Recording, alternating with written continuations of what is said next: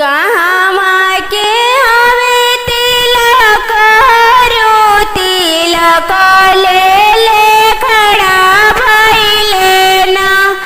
कहाँ के हवे तिलक रो तिलक ले ले खड़ा भइले ना। नूरनगंज के हवे तिलक रो तिलक ले ले खड़ा भइले ना।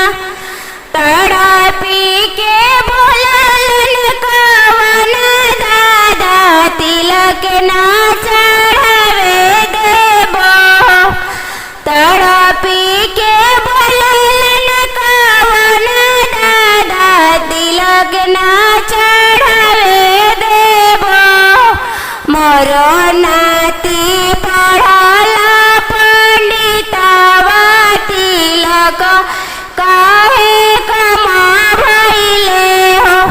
मोरो नाती पढ़ला पंडितवा तिलक काहे कमा भइले हो। गरजी के बोलन कवन पापा तिलक ना चढ़ावे देबो। मोरो बेटा पढ़ला पंडितवा तिलक काहे कमा भइले हो। मोरो बेटा पढ़ला पंडितवा तिलक काहे कमा भइले हो। गरजी के बोलन कवन चाचा तिलक ना चढ़ावे देबो।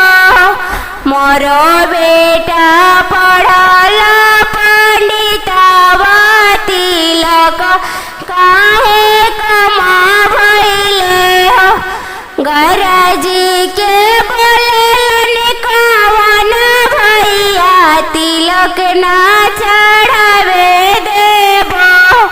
मोरो भैया पढ़ला पंडितवा तिलक काहे कमा भइले हो। मोरो बाबू पढ़ला पंडितवा तिलक काहे